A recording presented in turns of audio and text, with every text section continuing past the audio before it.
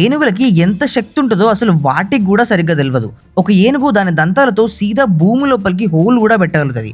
అసలు ఎందుకు ఈ ఏనుగులకి వాటి బలం తెలియదు అంటే, ఇప్పటికీ చాలా మంది మైండ్లో ఏనుగు దాని తొండంతోటే నీళ్లు తాగుతుంది అనే అపోలో ఉన్నారు. కానీ దాని తొండం నీళ్ళలో పెట్టి వాటర్ పీల్చినంత మాత్రాన అది తాగుతున్నట్టు కాదు. వాటి తొండం అనేది ఎగ్జాంపుల్కి మన చేయి లాంటిది. దాంతో అది చాలా పనులు చేయగలుగుతుంది, చాలా పెద్ద పెద్ద వాటిని మోయగలుగుతుంది కూడా.